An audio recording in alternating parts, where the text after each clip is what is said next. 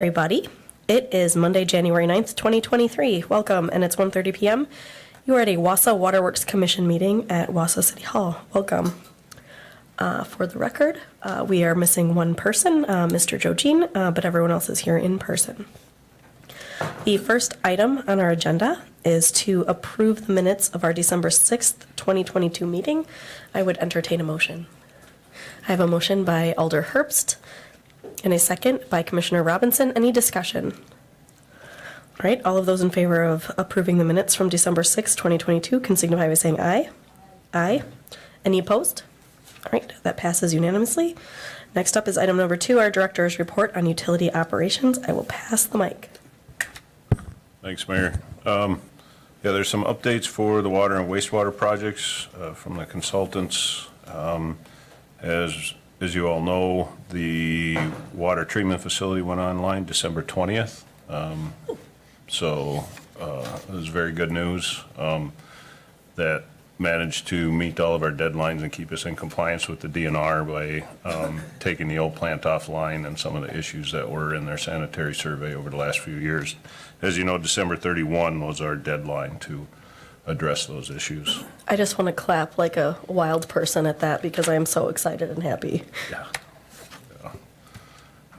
We have had, I have had people comment. I can see a difference in the water at my home a couple days after the plant went online, clarity, taste, and so all improved. Higher water quality is coming out of the new treatment facility, so things are going quite well. There's still some operational issues, optimizing operations, some programming things that we're working through with the contractor and their subs, and that's mainly with the chemical feed equipment and with our filters for manganese removal. You looked like you were prepping. Commissioner Robinson. So I did have a question relative to the ion exchange resin. Have we done any monitoring for breakthrough? And I think we were looking at 120, 150 days for breakthrough for the resin. And I know it's not been that long, but are we still seeing the no detects? Well, we are testing. What's our testing frequency now? We were testing every week while we were, I think we had the plant running really since what, September? Off and on? Yeah, we haven't had any PFOA, PFAS detects for water that we've been putting to waste yet. We haven't run one on the finished water coming out of the plant yet because we had that information prior to that. I'm waiting to get well 7 online. They're supposed to do the piping tomorrow and Wednesday for that. Once well 7's online, then we're going to take our quarterly compliance sample for PFOA and PFAS. So where was well 7 in terms of PFAS concentration? Do you remember? The same as the others. In that 20? Yeah, 20 to 30 parts. We just don't want to spend the money to take samples that aren't going to count towards our compliance monitoring at this point. So how will we be then tracking breakthrough on the ion exchange resin for replacement of the other resin? We'll just have to be tracking through sampling, but And how often will that sampling be occurring? right now, my plan was to stay with the quarterly sampling, so we are going to be required to take a first quarter and a second quarter. From those results, then we can step back and judge on how we want to move forward, if we want to increase that sampling amount. I would just encourage you strongly to look at the volume that we've run through that bed. And, if we thought that we had X number of volumes, bed volumes that we ran through there sometime, even if it is out of sequence with our quarterly sampling, just to make sure that the product we're providing is safe. So because you ran and wasted water that ran over that ion exchange resin bed, did you not? Correct, but we're not even to the second regen on all those tanks yet. So we're just starting in their life cycle.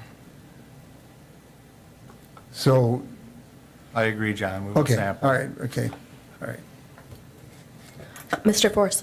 So the statement that the water plant is producing water that has a non-detect level of PFAS, is that an accurate statement? The plant was running as it would if it was going into the system for the last month and a half. During that time, we were required to sample every week for PFAS that we were putting out into the river. So that water was going into the storm sewer and then into the river. As a requirement for our wastewater permit, we had to sample for PFOA, PFAS. We had no detects for PFOA or PFAS on those samples. But that's not what's going into the distribution system. It is the same water that's going into the distribution system. But you said earlier that we had not done any tests on the water that's being delivered into the distribution system yet. Since the 20th of December, when we put this online, we took samples the day before that we got non-detects on. So in the last 20 days, we haven't taken those samples.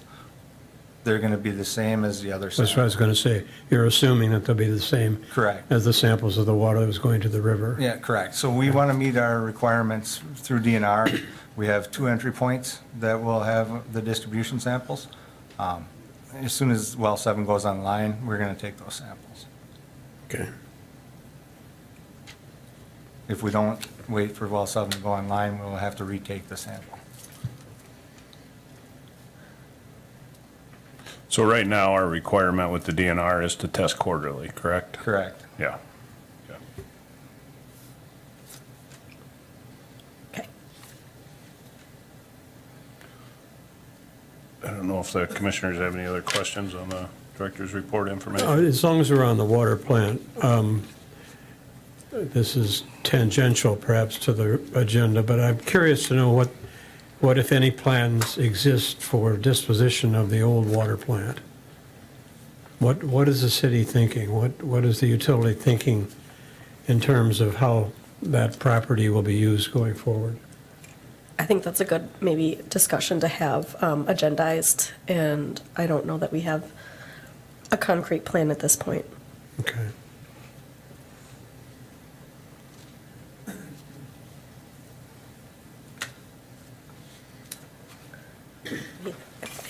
Anything else on? Otherwise, we can move on to item 3 unless there's Mr. Robinson. I do have a question sort of following up on the minutes, and I just want to make sure that I have an understanding of the funding as it relates to the water utility rate increase. So we built that 64+% increase in there with 45 of it dedicated to the new treatment facility and the balance for the GAC and others. If we receive funding from other units of government, what happens to that rate increase? As part of the capital plan, does that rate increase get adjusted? How do we roll in outside funding sources that may have a positive impact to the rates? Yeah, so talking to the PSC, likely not. There would not be an adjustment to that 65%. What it would do is it would affect, reduce, mitigate future rate increases. That's how the impact would show up.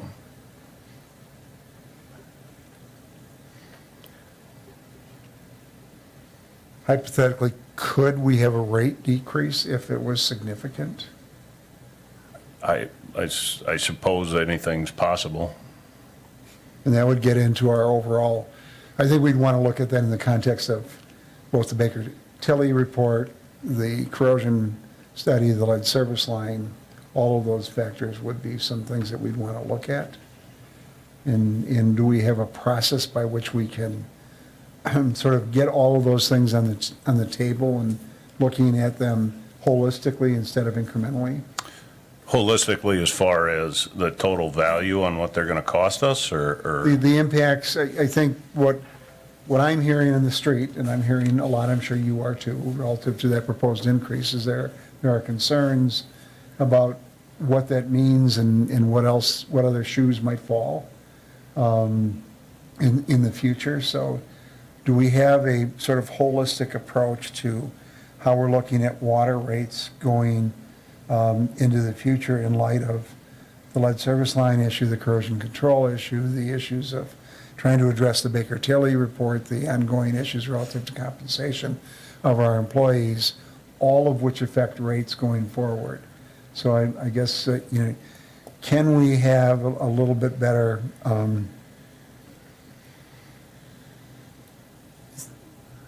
scenario development, if you will, of how we might fit those things together to mitigate rate increases or impact on ratepayers going forward?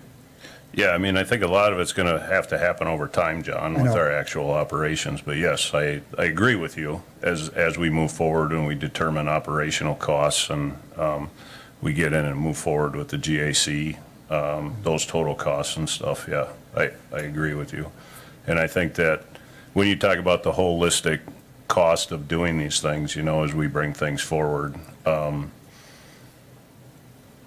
we had talked about the potential of discussion of another 2024 rate case, at least taking a look at that from the Eller standpoint later this year to see what sort of actual revenues we're bringing in versus our operational costs and seeing how those are coming to, you know, are they matching up with our predictions or are there adjustments that need to be made? And will the rate increase have a material impact on reducing consumption? Right, yep. Yeah, so we'd definitely look at flows too, you know, and in usage, yeah.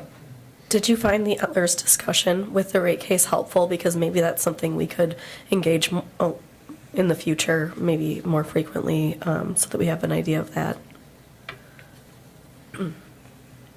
That's a Well, question.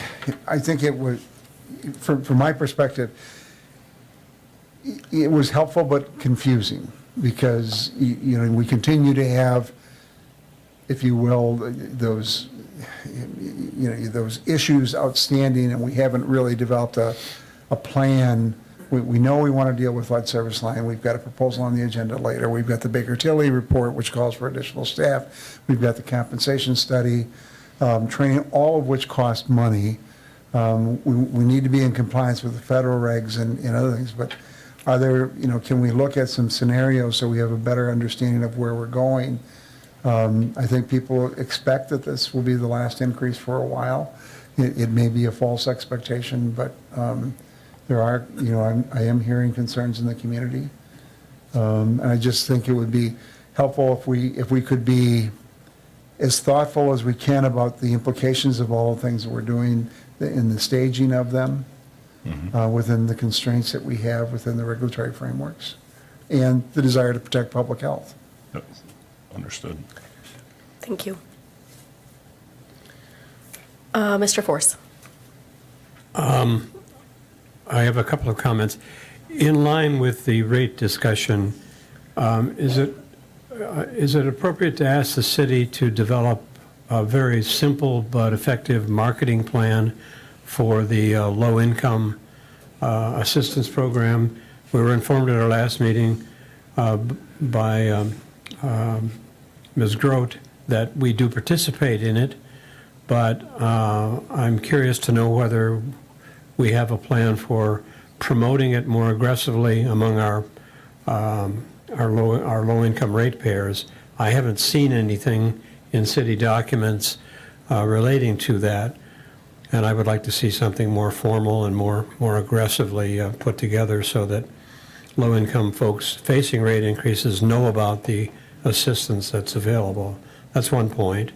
The second point on the minutes, the biosolids dryer seems to have been on the agenda here for several meetings.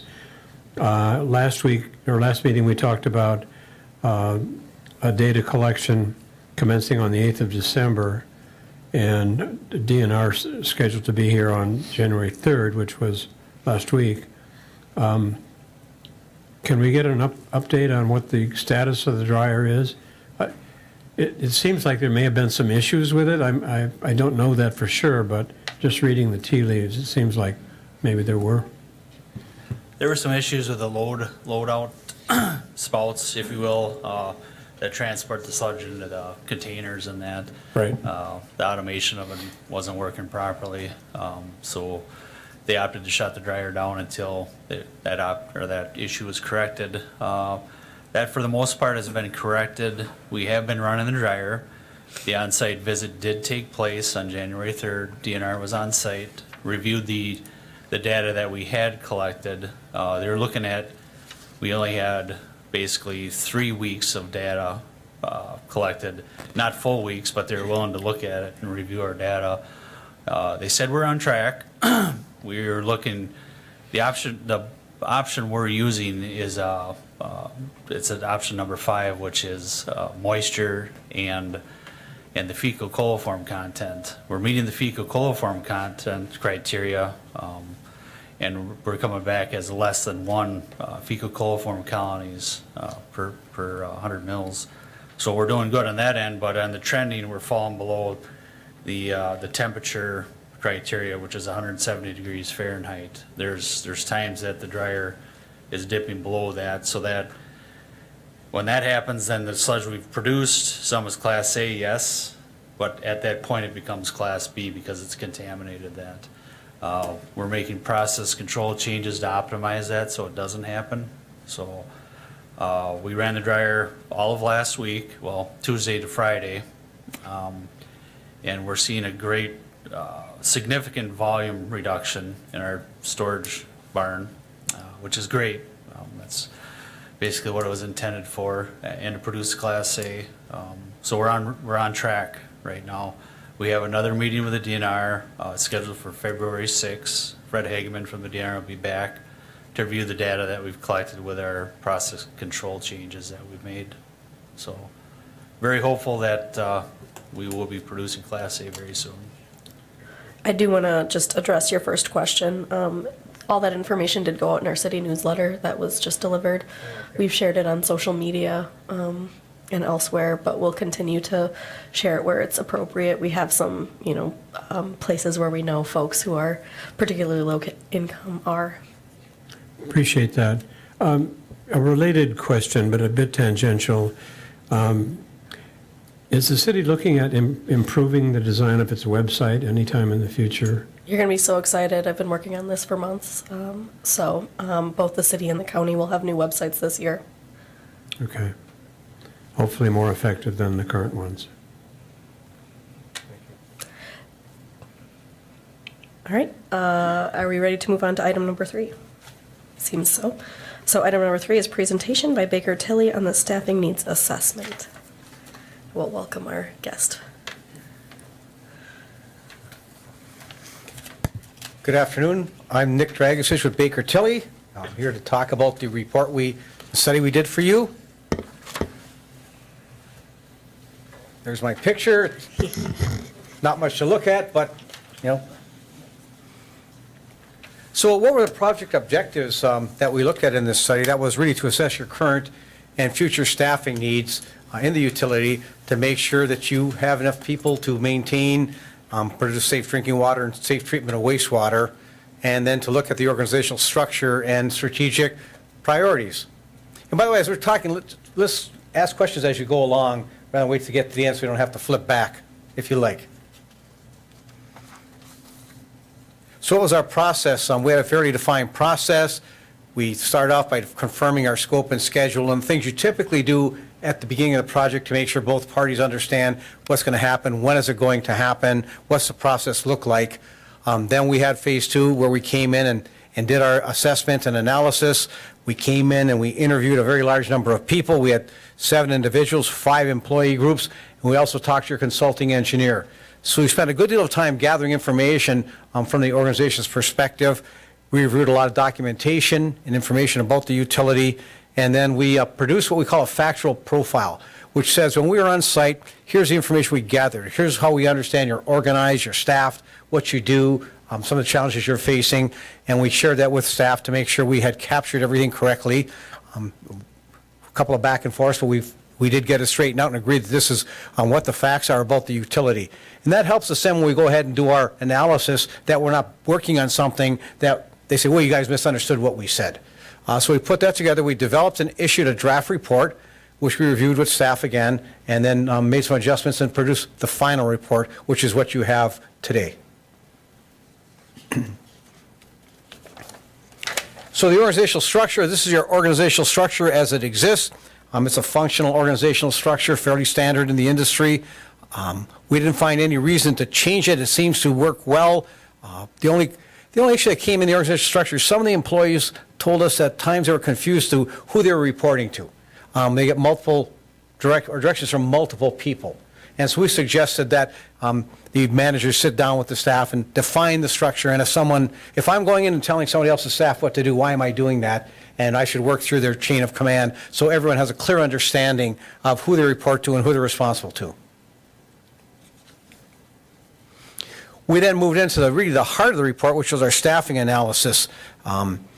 The staffing analysis are always, complex or never entirely straightforward because no matter how well you try, there's no two organizations that operate exactly alike.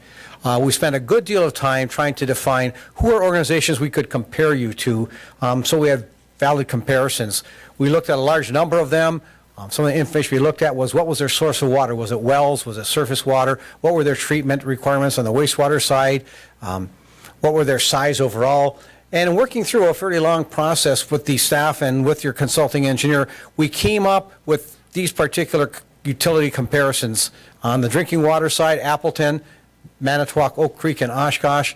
And on the wastewater side, Beloit, Fond du Lac, Sun Prairie, and West Bend. And they were determined to be as good comps as we could find within the state of Wisconsin. We also looked at the American Water Works Association, puts out a benchmarking analysis every year. It's a national analysis. It has valid data in it, but it's on a broad basis. But we look at that again to see how do you stack against those national averages, and it's broken down both geographically and by the size of the organization in terms of population. A lot of numbers. Yep. If I can, do you, when you start comparing us with water to one and wastewater to another, are there inherent differences in how communities set up their structure? For instance, you have the water meters, and do other communities always allocate all of those staff to the water side? Or are there differences in those that, there was no similarity between the drinking water and the wastewater comparisons, so you wouldn't have a system-wide approach, but rather you're dealing with a division approach. And if there were some assumptions in those divisions, do you think that there are different operational components that would lead some communities to put staff in one department versus another for comparative purposes? I think that's one of those difficult things in this business and working with young consultants is there aren't any two that are identical. There are always subtle differences between them. And that's why the benchmarking provides you with a guideline, and that's why I use a lot of different looks at them. We have our own internal database, which we refer to in the report from all the studies we've done, and we look at those parameters. We look at these comps and the American Water Works because they are just comparisons. And as you said, some places have water meters located in their finance office. For instance, like Waukesha Water Utility. Their water meter person reports to the Director of Administrative Services, not to the water distribution people. Other people have it in distribution. And so you have to understand there are some subtle differences, and that's why the comparisons are, they're good comparisons, but they're never 100%. And we tried to explain it in the report. I probably didn't do a very good job, but that's true. Everyone does things just a little bit different. Everyone has different, some people have different software. Their equipment is never always the same. They might have different equipment. It might be in better shape or worse shape. They may have AMI, where other people have, radio read meters or maybe manual reads still. And so you have to look at those factors when you look at the utility. The ones we chose, we tried to match up as close as we could based on all relevant factors. I would say if we laid each one side by side, we would probably find some differences between Wausau Water Works or Wausau Wastewater and these utilities.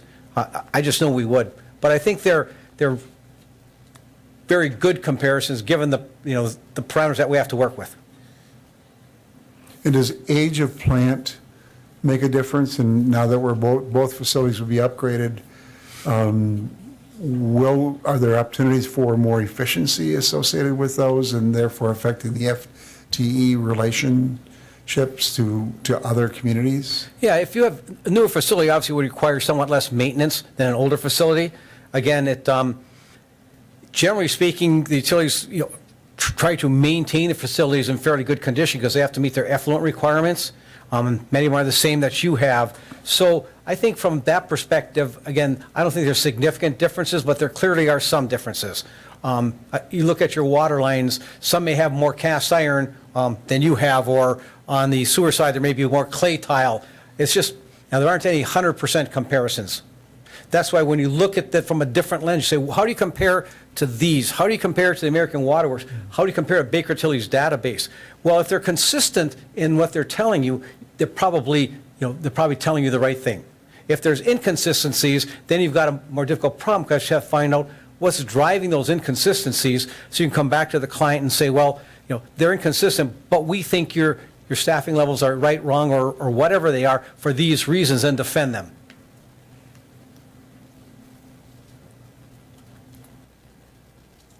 Thank you. Okay. So when we look at the staffing analysis for the wastewater staffing, when you look at the staffing over under the average, by all of the measures, you were understaffed in your current operations. When we looked at the amount of flow that you're treating, the million gallons per day per FTE, customer counts, the miles of sewer mains per FTE, and then the wastewater treatment plant, which you're treating actually at the plant per FTE. All of those measures came up indicating you were understaffed. We compared you to the American Water Works Association, it indicated an understaffing, and our benchmark indicated an understaffing. The staff at the plant tells us there's things they're not getting done, staffing wastewater, they're not getting done because of staffing levels. So it seems like it was pretty apparent to us that there's somewhat of a staffing shortage in the wastewater division that should be addressed. When we talk to the consulting engineers about the new plant coming online, the new processes would require additional staffing to maintain and operate them and meet your effluent standards, or treatment, your effluent standards in this case, yes. So we're recommending that you add some staff, understanding adding staff is always difficult because a cost associated with that. And you have a rate increase already in place. I heard your prior discussion. And so you're trying to balance how do we work with our citizen customers and their ability to pay and our need to adequately run these facilities. And so looking at a plan that phases these in as you're able to afford them would probably make the most sense. In an ideal world, let's go out and hire a couple of people because we're understaffed. Understanding you have to make that work through your system as well. But you do need additional staffing.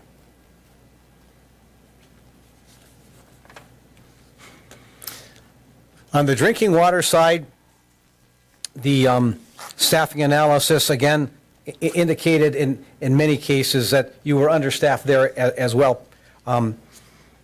Our Baker Tilly database would have given you a 19.23 based on million gallons per day and 24.81 based on what we call a functional analysis. We break it down into functions. So again, as we looked at it, there was an understaffing in the drinking water as well. And we recommend you should develop a plan to increase staffing by 2 full-time employees for current one, and 1 when the new plant comes online. And we didn't say you should do it today, tomorrow. We understand it's a cost you have to phase in, but the understaffing in our estimation is clear, and there's a need for additional staff there.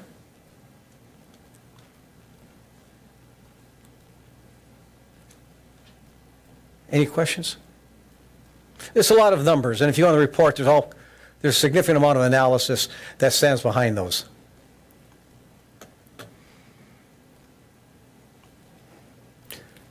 So after we looked at the staff, we went into the overall operations and said, okay, when we look at overall how are things working, what do we see? Well, we found technology needs to be improved in a number of areas. Some staff don't have computers at all, either laptops or computers in the plant for them. SCADA is only available on their cell phones, and it tells them that there's an alarm, but they can't say what is causing the alarm. Is it a pump failure? Is it a control failure? They have no idea because all they know is that there's an alarm. And then some timesheets are still on paper. So we're filling things out on paper in terms of our timesheet, which then means it has to be manually entered into the system, and it's more difficult to analyze that data. And then mostly there's no maintenance management system. So you're managing your system, but there's no computerized system to overview that and record what's taking place, when is it being done, and make a permanent record of it. Again, that's fairly common in the industry, but you're not the only utility we look at that doesn't have that. But I think your managers would find that to be an extremely valuable tool in applying your maintenance to it. So we thought you should develop a technology plan to improve your use of technology and improve the efficiency of your staff. Because if the staff gets a SCADA message on their phone that something's not working, all they know is not there. They got to jump in their vehicles and go there. And that costs you money. And they get there and they find out it's really nothing major. Or if they had SCADA, they say, well, we have a pump failure. The lead pump didn't come on, but the lag pump is working. This can wait till tomorrow morning. They just don't have any idea what it is, so you incur costs to respond to those. The other observation, came through loud and clear, and I think you're already addressing, actually, is the current compensation structure is not competitive. We did a comparison, knowing that you had a study as you had committed for the entire city, but we did a comparison because it was such a common concern that was raised by staff. And again, we found that in every comparison we made, that your compensation levels were less than all of the other utilities we looked at. Again, that's problematic as a cost, but it also creates a problem because your staff has an incentive to leave and go somewhere else to take another job for more money. The other thing was that the current system doesn't provide any incentive for people to improve their skills. So if I want to go out and get a new license that would be a benefit to the utility operation, I can go do that. I can get the training paid for. But there's no incentive for me because my compensation is unaffected. And so as a result, only 2 of your staff have DNR licenses in most of the areas where you need them. And a lot of them don't have any DNR licenses. And so looking at that system and saying, how do we create a compensation system that's competitive to market and that creates an incentive for our staff to want to improve themselves and learn new skills that are valuable to us as a utility operation? And I'm sure your compensation study probably covered those.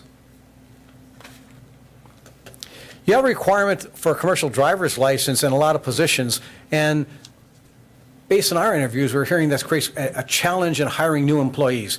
Most people don't have a commercial driver's license as they're walking on the street, and so trying to hire new staff that doesn't have it makes it very difficult.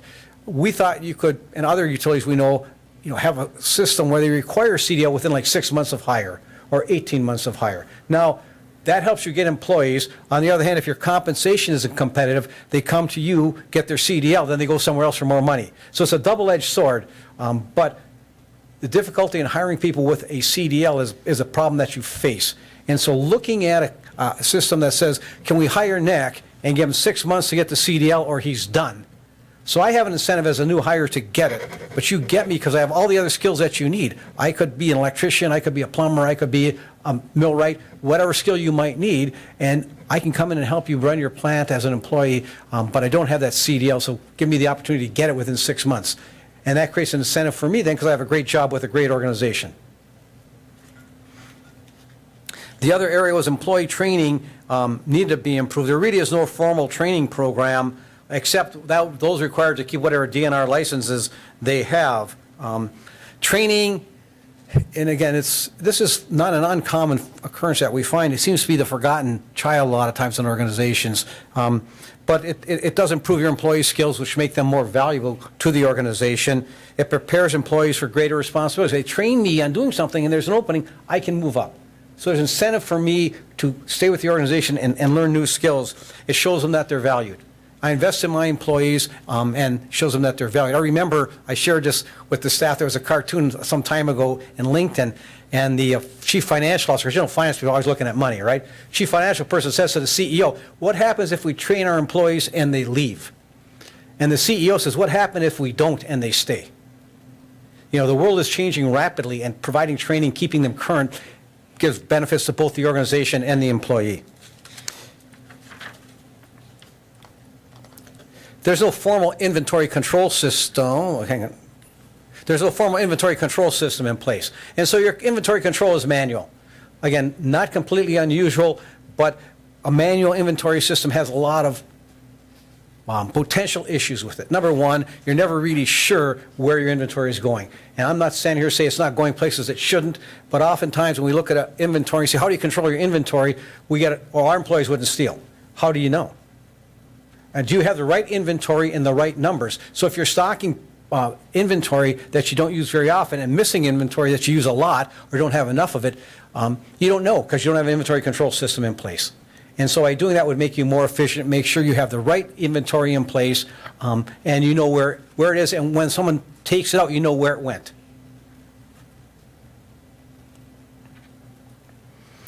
I had a little chat about this, for communication between the waterworks and the city could be improved. That's something we heard.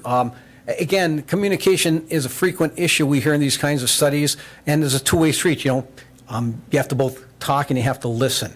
There appears like the communication between the utility and the city is not as good as staff would like it to be.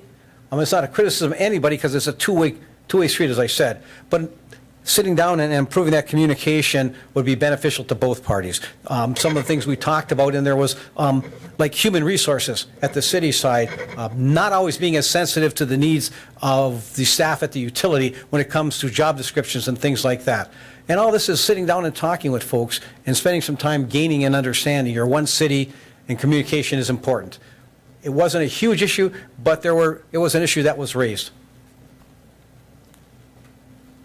So we recommend you would meet with the city to identify opportunities to improve communication.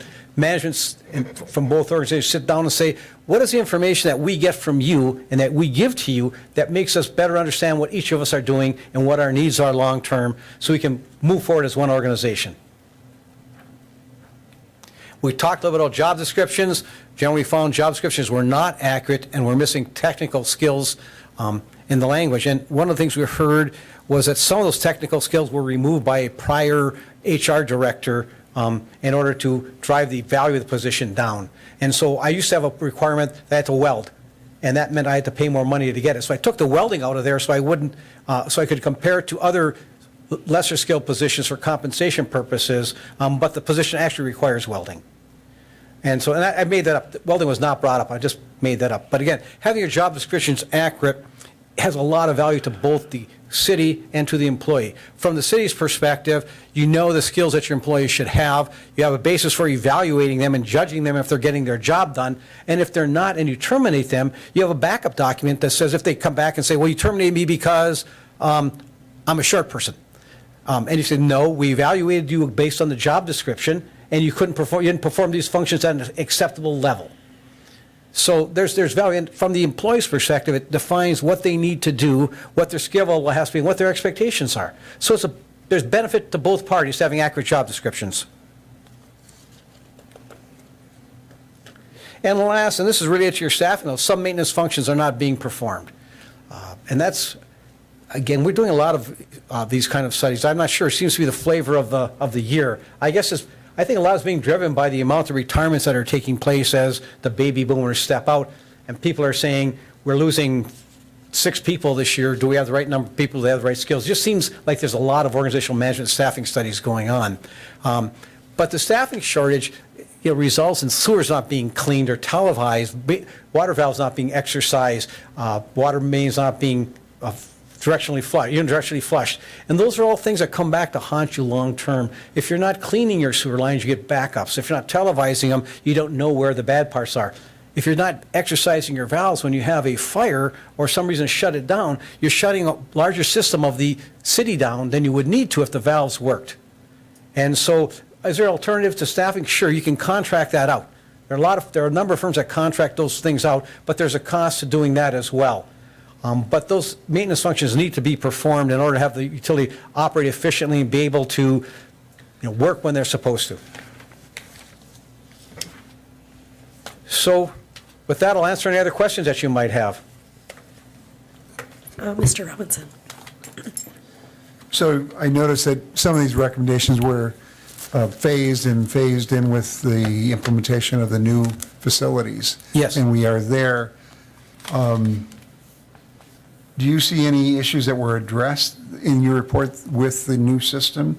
In not only the facilities, but I know the city and the county are going through a new finance system that will get rid of hopefully paper timesheets and other things.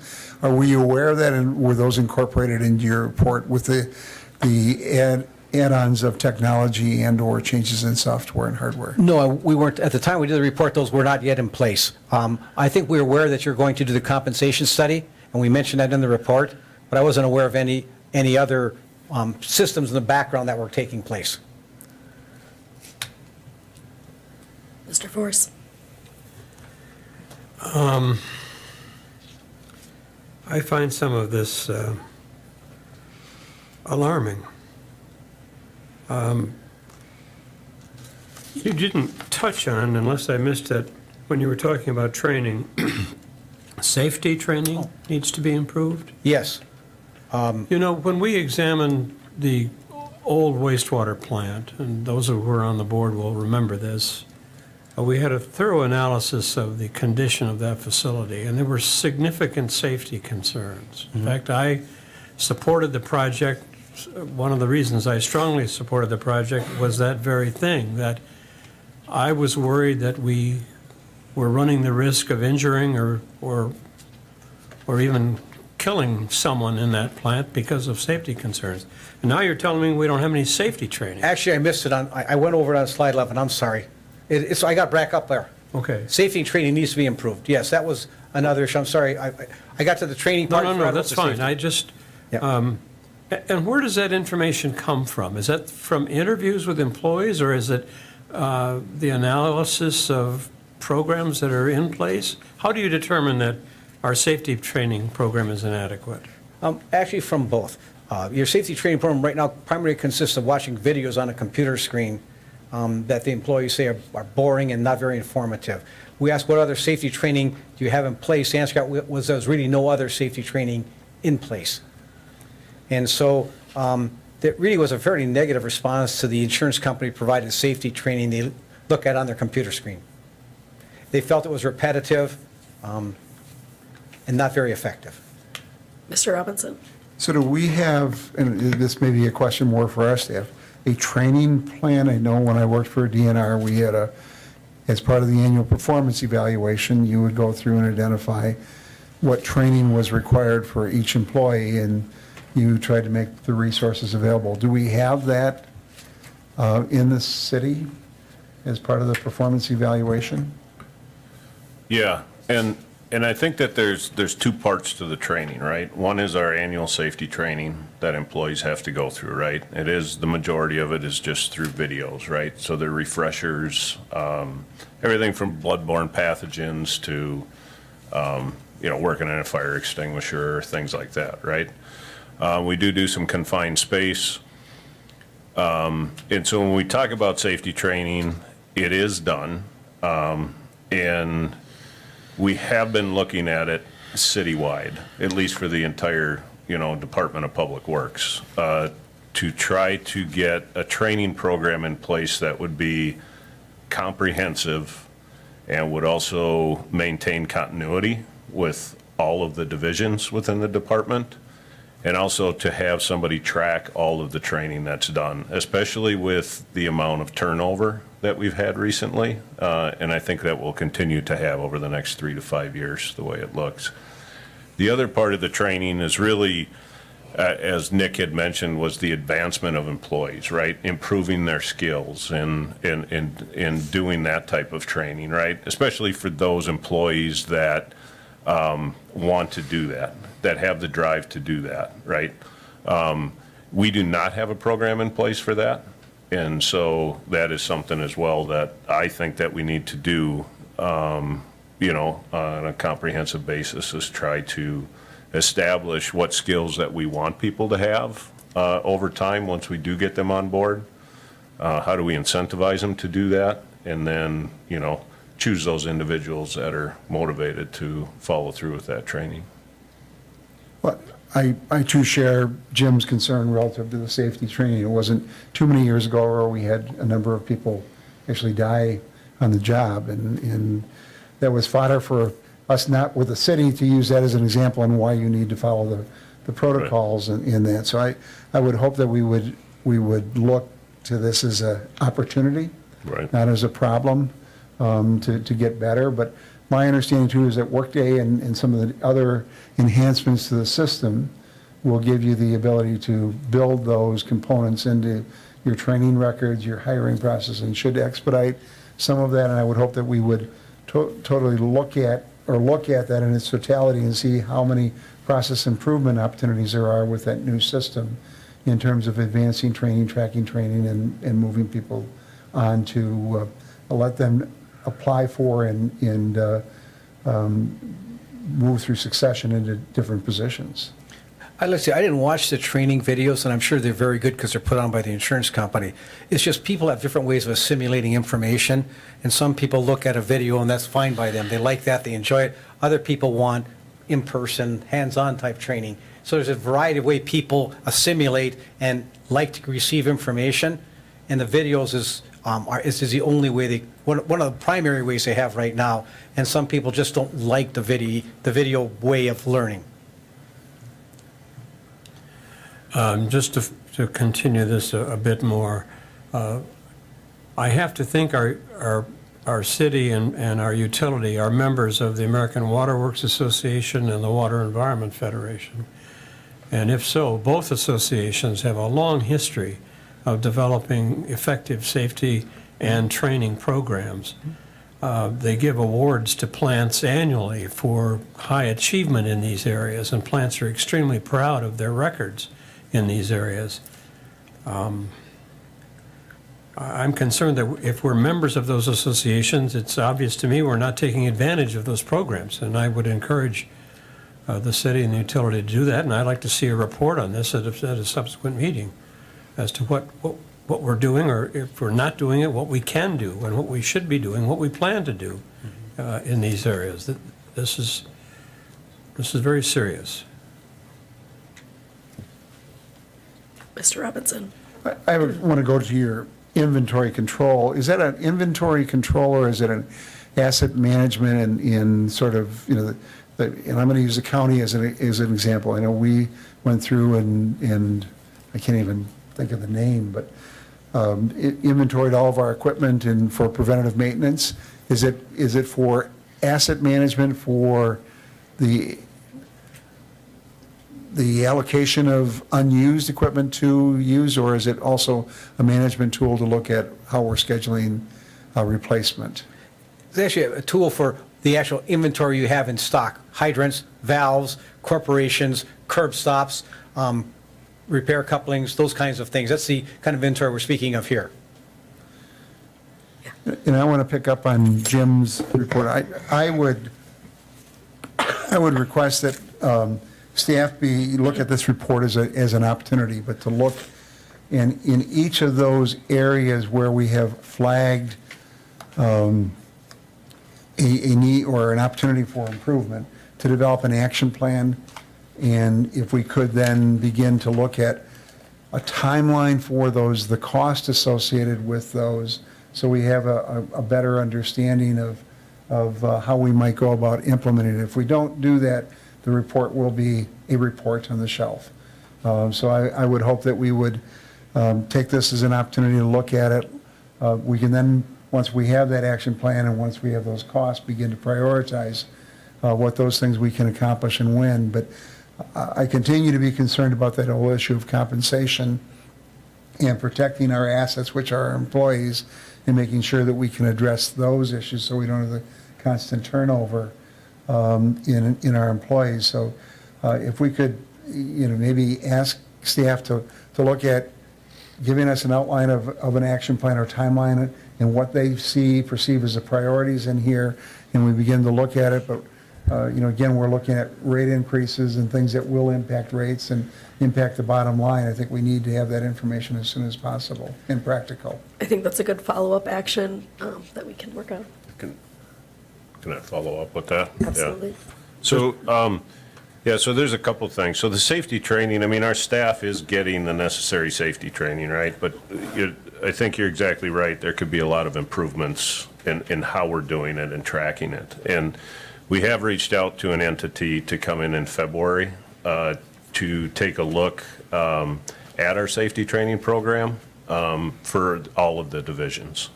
And so I think that's going to be a really good step for us, and to see what they can do for us. I can't remember what that entity's called. MEUW,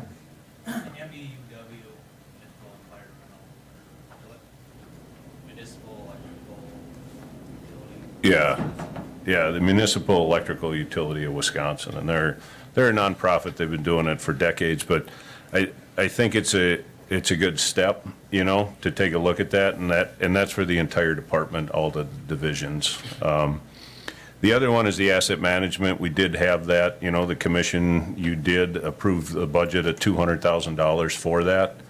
That is something that initially, during the Workday software implementation, the IT decided that everybody should go with Cartograph, and we were not happy with Cartograph, so the city stepped back from that. I began writing an RFP to go out for asset management and take a look at that. I recently got another email from IT now. I guess the county, city, and some other entities want to go together and do that. So the thought is that a consultant would be hired to prepare the RFP for all of the needs and then go out for proposals this year for asset management. I guess one of the key, so I think both of those items are in the works. The asset management is probably going to take a full year just to get proposals back. I think the safety training is something I think that will evolve this year as we move forward for some decisions from the commission as well as the council, mayor, as we move forward with that. And then so hopefully after we have that evaluation done by MEU, then we'll bring those findings back and what they can do for us and stuff for the commission. So I think that'll be beneficial as well. Mr. Vorse? Eric, could the lack of a maintenance management system be addressed in that activity as well? I mean, The asset management, yes, absolutely. That's one because of the. I mean, I hope we're not still doing things on 3x5 cards, but maintenance management systems are in place all over the place, and I was stunned that we didn't have one. Correct, yeah, it's all been done on spreadsheets, Jim. It's been very difficult to manage. I think the other thing that it will help with too is all of the time tracking and the job costing. That's the piece we're missing in Workday right now, and so this will fill that gap as well for our staff. Yep, to better track costs. Well, I have to say that having been a city engineer in the days when we had little 3x5 cards where we had the sewer Ys and water valves on them by plat, we've come a long way even with a spreadsheet, right? Yeah.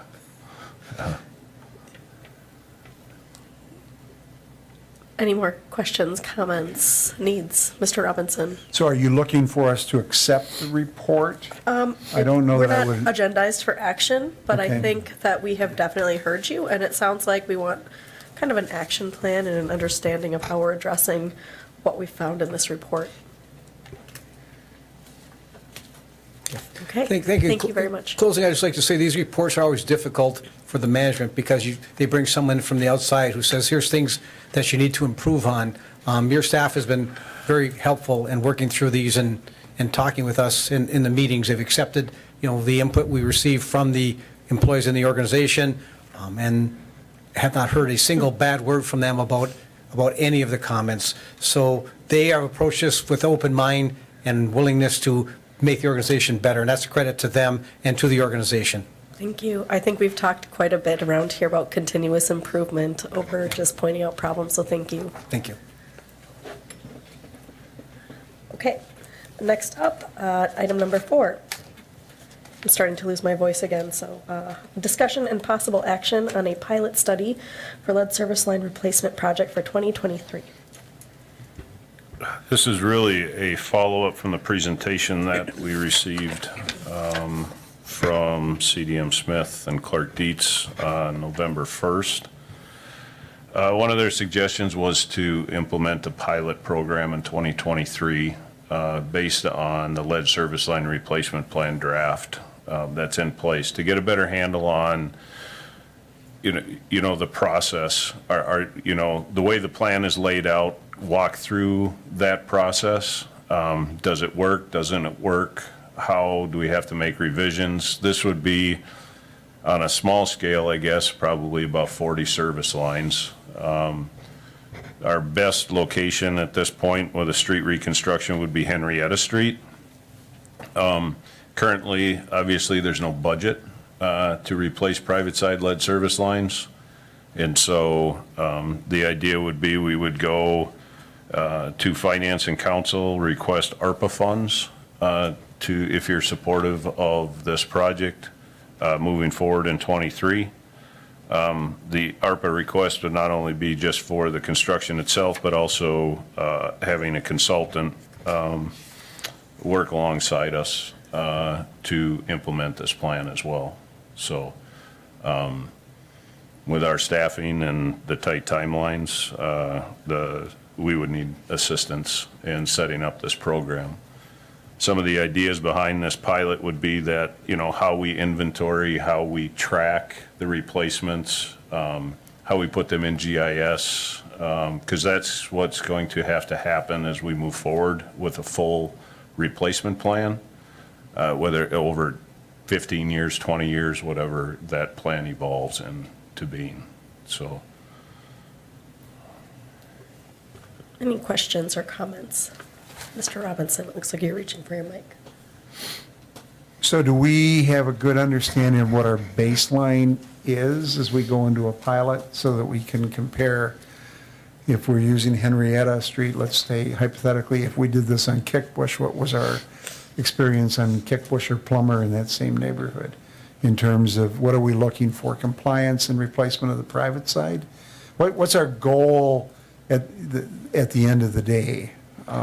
Our I think goal, we need to understand that. yeah, our goal is really, from start to finish, everything from when we start, our verifying the inventory to the communication to the owners, the education of the owners, the city contracting out for the work and meeting all the compliance issues with the funding for the work. So it's basically kind of cradle to grave.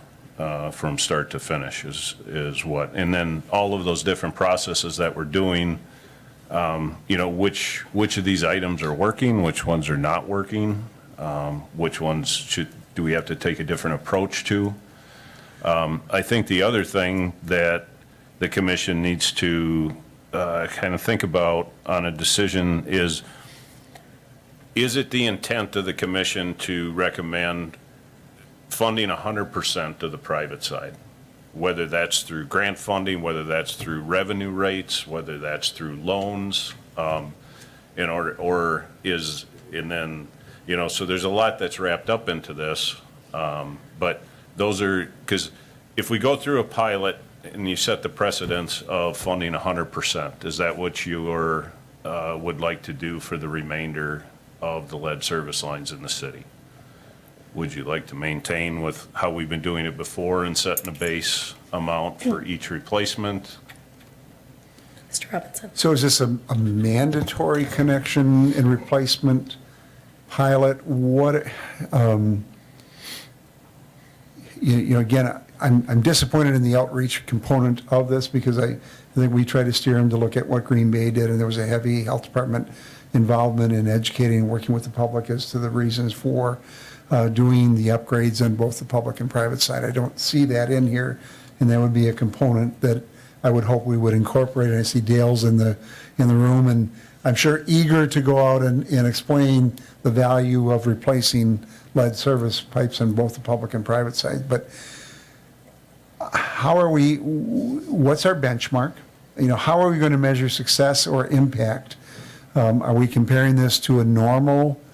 If we hypothetically went through last year on Kickbush and we had 40% compliance on replacement on the private side, and if all we're doing is incentivizing it at 50% and you only have 50% of the people doing it, was that a success? If you had a 10% change, what are we looking to measure What outcomes are we really looking to get? I think we have to understand that with the design of a pilot.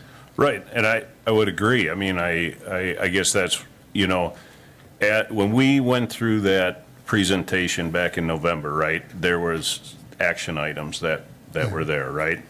None of those have been, there were no decisions made at that point in time. You know, we're to a point, if we're gonna do a pilot in '23, that, you know, we need to get started now.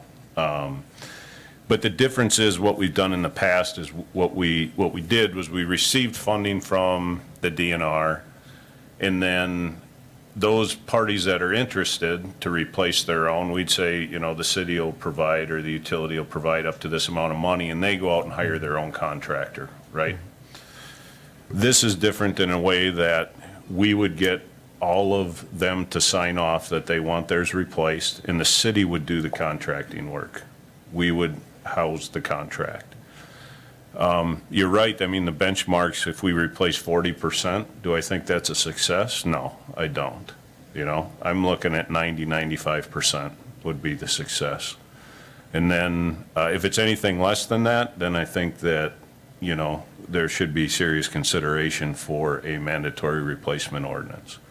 The other issue that we're gonna run into too is when we start replacing our side, you know, we can't do partial replacements anymore after the new lead and copper rule amendments go into play. So, we're trying to get ahead of this and trying to figure out how we're gonna manage this, but,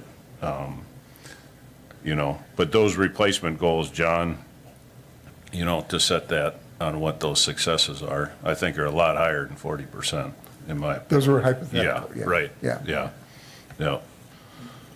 So, I bring this forward to kind of keep it on the forefront. Is this something you would support moving forward if we could get funding to do it? And then, on the private side, you know, we did apply. I mean, we've applied for the funding. We're not gonna know about that funding till later this year. So, through the replacement program. So, Scott, do you have anything? No, and maybe that wasn't explained either, but Yeah. the lead service line funding is no longer going to be on an annual program run through the state. The federal funds that are coming down are all going to have to go through Safe Drinking Water Loan Program to come out to private side lead service line replacement. So those funds we've pre-applied for, I forget the technical term. Yeah. But we can't actually apply until this spring, and we won't know until the end of June if we're going to receive funds or not. By then, our construction season is half over. So we're going to have to either make a decision and move forward with the project, or wait until 2024. So is that the intent to apply? We did, Yes. yes. Yeah. The intent has been submitted. So, or is it, you know, I guess that, thanks, Scott. I mean, is this something that, I feel too, you know, I feel rushed on this, and I'm willing to step into it because I think it's important, but is this something that, that we wait on the pilot to do for '24, or find out what funding we have for the state fiscal year '24 season? Well, I'm not in favor of moving ahead with the pilot program if we're not clear on the funding. I'm sorry that timetable isn't very favorable, but, I mean, we can't move ahead with the program if we don't have the dollars. How are we going to do that? Can't.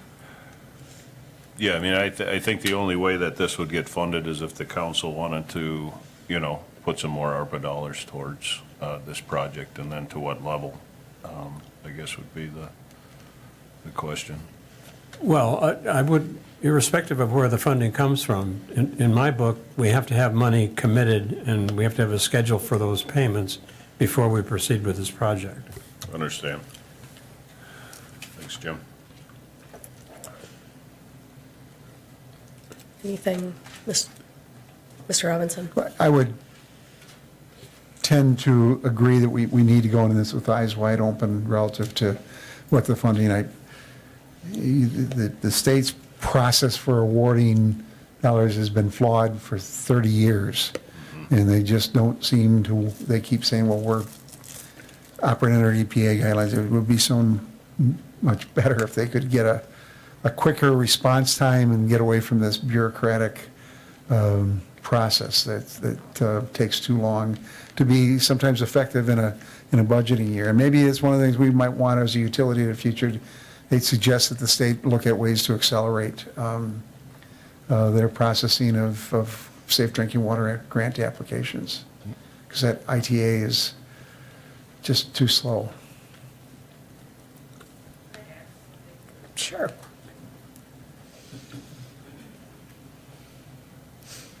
Tanya Westfall, Clark Dietz Engineers.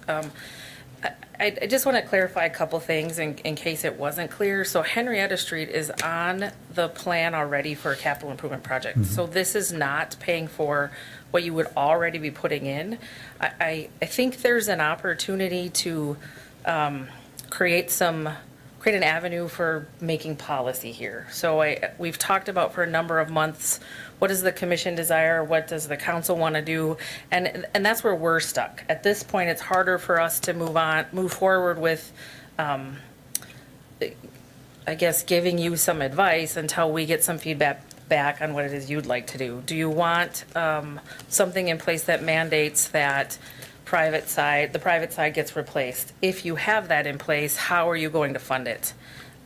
Those aren't things that we can tell you what to do. You have to decide how you intend to pay for that. Certainly funding is a piece of that, and getting funding from somewhere else will help you determine what it is, how you want to put that program together.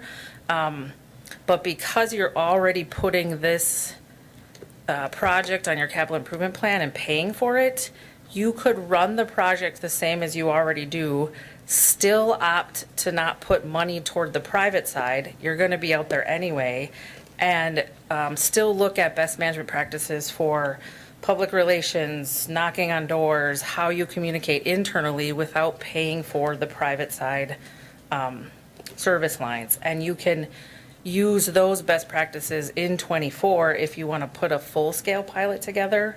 Maybe this wouldn't then be called a pilot, but you could do some of the non-technical things to sort of ready yourself for when you have some money available. So just another option that we didn't talk about previously. Mr. Robinson. I like that approach, but when will we, in the ITA, is it March, or what's our projected, I think there's a determination that there's a award date, and that's the award date's later in the year. Do we know when those funds will be coming, if they're awarded? The intent to apply was due in October.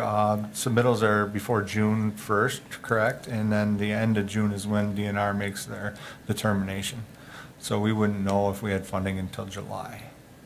And that's for this federal fiscal year? For 24. 24. Their fiscal year runs from June of 23 to June of State 24. fiscal year? Correct. State, okay.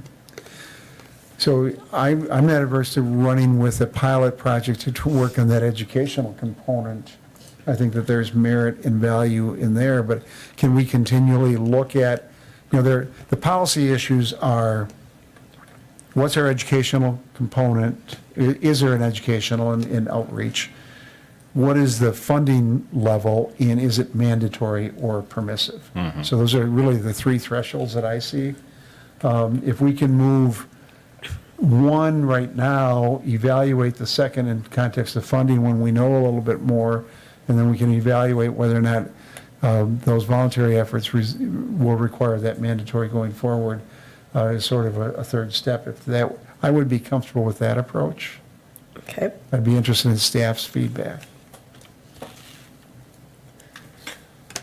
Yeah, I think the process, trying to figure out what's the best way to communicate to homeowners, right, and educate them. I think that, I don't think we're gonna get a lot of buy-in, so I think, if they have to pay 100% on their own. But I think that we could definitely start the outreach process, and then bring feedback, back to the commission to see what works, what doesn't. We can connect with DHS as well to help out with the outreach and the information that we put together to do that. I know we're already sending out information, through the streets and, getting everybody prepared, because I think that project will probably actually start likely in May. So, And I don't think we're going to get a lot of buy-in without any incentive. Right. For costs on the homeowner side. I think ARPA funds might be a good opportunity to request, to put towards this project this year.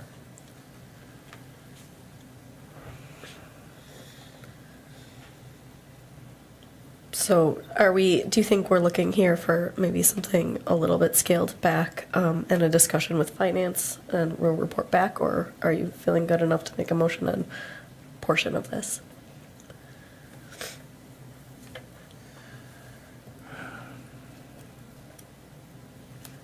Mr. Robinson? Well, my concern is, I'm not sure where the city is relative to ARPA. I'm not sure where we are relative to utility needs in the context of, is this the best use of ARPA within the utility to advance our goal relative to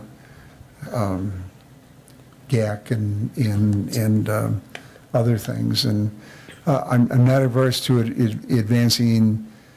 Well, I'll make a motion that we advance the pilot project from an educational perspective and request that the city's finance committee review allocation of ARPA funds for this pilot purpose. All right, I have a motion. Do I have a second? I'll second. I have a I'll second by Mr. Force. Just to give you a quick update, I think the city's around, we have just under $3 million left of ARPA to allocate. And I think we can, depending on how quickly we can put together a proposal, we can get it to probably the second finance committee meeting this month or maybe the first one next month. I know there's been some interest in ARPA related to GAC. All right, so any discussion or questions? Otherwise, we're voting to move forward on the educational component of the pilot study-led service line replacement project and requesting the city consider financial use of ARPA for this project. All in favor can signify by saying aye. Aye. Aye. Any opposed? All right, that passes unanimously. Thank you. Last item, item number 5, discussion on status of the granular activated carbon treatment process and possible funding. Yeah, thanks, Mary. Yeah, Susan with Donahue is here. She had sent me over a few slides, which I had passed out some hard copies just so, with some information on them, but she'll go over kind of the funding and where we're at with the process, and you can ask Yeah. questions, and thanks, Susan. Yeah. As you've indicated, the funding can be kind of a challenge of part of a project, and so I just wanted to lay the groundwork for the emerging contaminants program, which we'll be applying for. So the first slide you have just gives you an overview. It's just a little reminder. I think we've talked about PFAS treatment, and everybody will recall that we're intending to add the granular activated carbon system at the end of the current treatment train. So this is just a little refresher on that. The real meat here is if you go to the slide that says bipartisan infrastructure law bill funding for emerging contaminants. And so what's happened here is the bill funding is giving the state emerging contaminants program funding for the next 5 years. Unfortunately, the way the state fiscal year and the federal fiscal year line up, they don't line up very well. And so for state fiscal year 23, DNR has implemented a standalone program. They had kind of a rush to make use of these funds and get them out to communities. We have done what we need to do, and we'll put in an application by the July 31st deadline. They are expecting, and what DNR is saying is they'll make awards by late spring or early summer of this year. There's $12.8 million available and up to $5 million per municipality. And I think you can fund up to 70% of your projects. So Wausau could conceivably receive the full $5 million. Those are expected to be very competitive. And so then there's state fiscal year 24 funding, which will be coupled with the Safe Drinking Water Loan Program. DNR expects that to operate much like the current Safe Drinking Water Loan Program, but they are intending to put more details to it in an intended use plan that'll come out this spring. Our intent or our recommendation would be to also make application for the state fiscal year 24 funding. by the June 30th deadline, it means that, I get to do 2 applications, but all the information is largely the same, so it's not a huge additional effort. But what I wanted you to be aware of is with making those funding applications, DNR has indicated that there's a hold harmless clause, which I put in the box. So essentially, you get to choose which funding package gives you the best amount of money. And they're expecting, because the state fiscal year 24 program is coupled with the regular safe drinking water loan program, there'll be more principal forgiveness funding available in state fiscal year 24. So that's the good news. Sort of the bad news is, as you go to the project funding schedule, and the time we need to get this project bid and constructed. So I've tried to lay out all these various deadlines with the anticipated time for fabrication of the treatment system and then actual construction. And so right now, to keep us online for implementation for the system going online at the end of 2024, we are looking at, going out to bid, and one of our driving factors here is there's essentially a 6-month fabrication time for the treatment system. So the last slide in your sheet just lays out, how these pieces all fit together, and really the key takeaways are that there's really no advantage to waiting on bidding this project. We want to get the treatment process in place.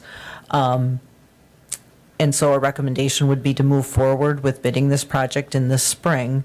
And essentially, again, Mr. Robinson commented on the way the Safe Drinking Water Program operates. And unfortunately, you really have to bid your project before you know that you can't have a financial assistance award in place. You have to bid your project first, and then that's how you get. Have a project for them to pay for. Yeah, exactly.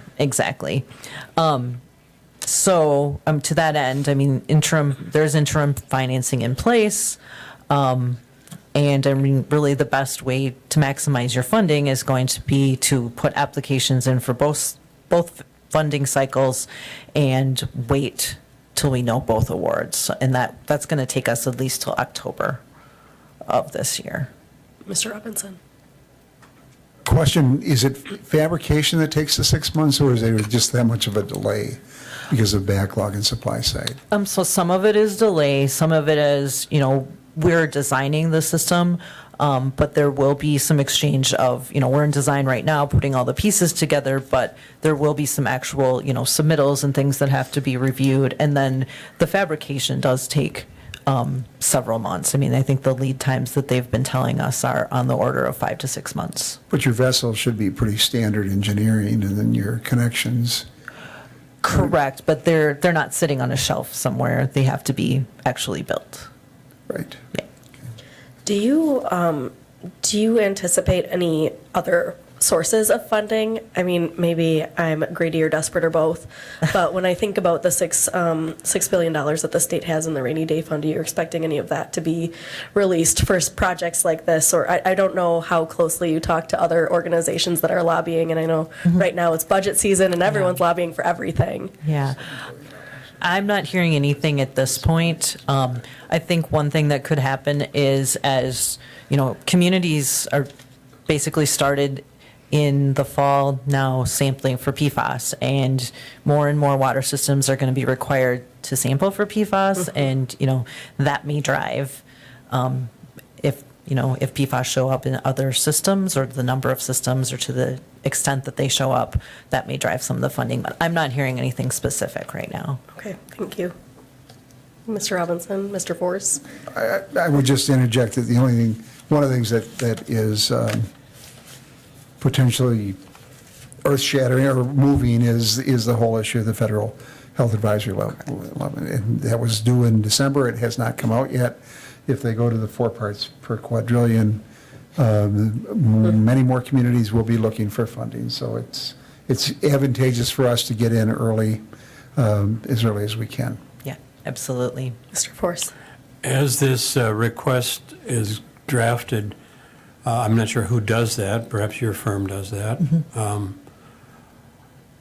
What is there a strategy for positioning Wausau as a community of greater need than others who are competing for the same funds? In other words, is there a sweet spot?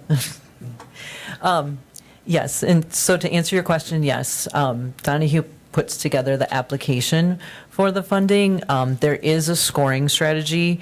The DNR, they have a scoring system. One of the places where Wausau will score points that other communities won't score points on is having all of your source water impacted. So obviously, we're going to, try to maximize those points, and we'll certainly be monitoring. There's a process by once we submit the application, DNR scores it, and then there's an opportunity to comment on those scores. So certainly, we tried to do everything to maximize the scores. Mr. Robinson? There's also disadvantaged communities or populations, and how do we score from that perspective? So Wausau qualifies for regular principal forgiveness as a disadvantaged community, even under the new scoring system. It's been a while since I've looked at the specific numbers, but I did run the new numbers under DNR introduced a new scoring system for 2023, and Wausau does qualify there.